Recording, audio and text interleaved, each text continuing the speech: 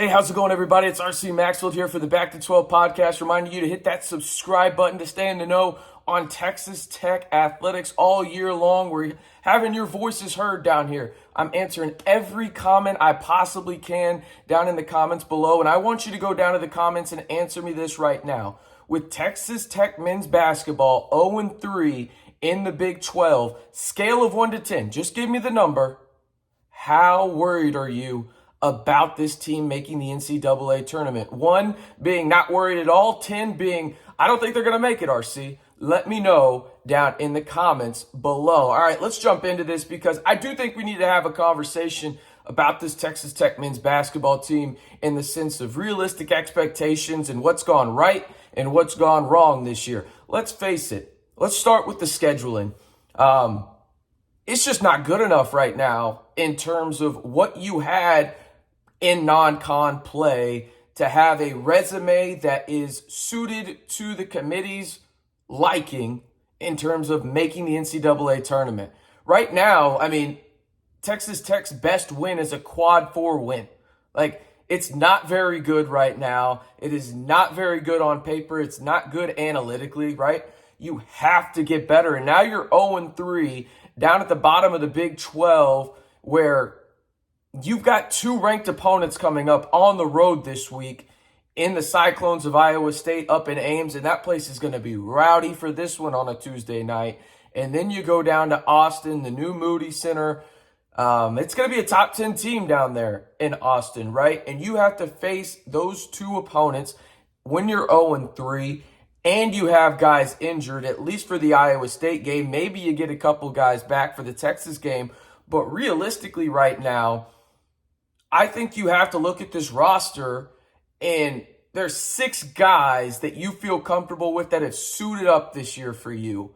I guess you could put Fardaws in there as well. You don't know how that foot is going to impact his availability in terms of how long does it take to get him ramped up into starter-type minutes, right? So we'll include Fardaws in there. Let's say 7. Outside of that, do you feel really comfortable with anybody else on the floor? I mean, I'm not trying to be mean, too critical or anything like that, but let's just be real about it.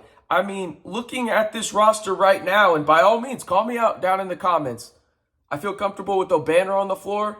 I feel comfortable with Devion Harmon, Daniel Batcho, Pop Isaacs, Jalen Tyson. You got 5 right there, and then Lamar Washington as well. KJ Allen at times, we can include him. And then Fardaws. The issue is 4 of those guys are hurt at this present time. Like, you have no depth in terms of guys that you feel comfortable with if there's injuries on this team, right? Demarion Williams, he's played good at times. I don't want to knock him too much. He played okay defensively against Oklahoma, but the shot hasn't been there. Kerwin Walton has not been anything close to advertised. Elijah Fisher, his offensive game just isn't developed. He's more of a project, and I think some people saw that 5-star next to his name and thought, hey, he's going to be an impact player right away. And to a degree, he is on the defensive end, but offensively, his game just isn't there yet. He's more of a project, which is completely fine. But right now, I think the biggest issue I have with Texas Tech outside of their half-court offense, and if you follow me on Twitter, by the way, do so at RCMB323, you know that I complain about the half-court offense more than anything for this team. But the impactful depth is probably the second thing I'm most worried about long-term for Texas Tech. I have a couple of notes here that I wrote down because think about this. Let's just talking out loud in terms of my thoughts from this Oklahoma game and really the first 3 games of Big 12 play and moving forward, right? You're not going to have Batcho, KJ, or Pop against Iowa State. That's from Mark Adams. Walton, Williams, and Fisher have all struggled in their respective areas in terms of what you thought you were getting from them. They haven't done at that high of a level that you expected right now. Could that change? Sure, but I mean, right now you have to be worried about it just from what you've seen. Jalen Tyson picked the worst time to have the worst game of his season shooting-wise, 1 for 8 against the Sooners. If he's just even close to what he is on a given night, he'll be fine. But again, you think about it, with the injuries you currently have, and let's face it, Pop has a concussion. That could be, hey, he's back for the Texas game, or he misses 2 weeks. Daniel Batcho, dislocated finger. Who knows how long he's out, right? KJ Allen, according to Mark Adams, has a lower leg injury, and it could be a week. It could be 2 weeks. They're trying to play it slow and make sure it doesn't linger long term. Fardas, he could be back in 2 weeks. He could be back in a month. There's no clear timetable. I've already mentioned 4 key guys to your rotation. There's only 4 guys that I really feel comfortable with that are healthy on the floor, giving them minutes. And no disrespect to Robert Jennings. I think he's a solid player, but he also got hurt and missed the last half of the game against Oklahoma. Depth is the big issue right now with Texas Tech. And moving forward, the issue getting guys healthy isn't that. It's now you do have the depth, but there's not a lot of experience there. And that's something that could be pivotal in the Big 12 because as we know, these teams that are older and longer really make an impact in the Big 12. And Texas Tech, they don't have a lot of experience. They're one of the youngest teams in the conference, and they don't have the length because they went out this offseason and they prioritized shooting, which I liked, but I didn't like how much it cost their length to a degree. I thought it was a net negative to a slight degree, and now the pendulum swung one way too far. You got to find that happy medium. And I think I'll say this too. I had a coach in the program tell me this. Ron Lindsay, the guy that they just got in the portal from Georgia who can't play this year, if he was able to play this year and eligible to play for this team, he'd be a starter right now. Like, I don't think it's a question. He would be a starter is what they told me. So I think now, and that was after it became official and everything, so they were allowed to talk about him. So I think that kind of tells you where Texas Tech is at this point, and it's scary moving forward. We've already mentioned the schedule. Baylor won't be ranked by the time Texas Tech plays them, but you play Iowa State in Ames, who's going to be a top 20 team more than likely after them just winning at the buzzer against TCU and Fort Worth. And then you play Texas, who's probably going to be a top 5 team down in Austin, right? This schedule is not in Texas Tech's favor. I think everybody knew that because it's, well, duh, RC, it's the Big 12. There's no doubt about that. But I also think there's this.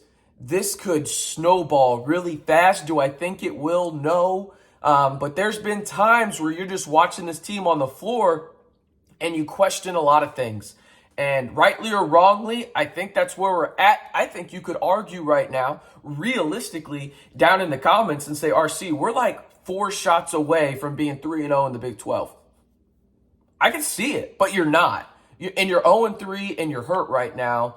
And you haven't played consistent basketball for long stretches of time against good competition this year. And your non-con schedule outside of the Maui Invitational doesn't look great.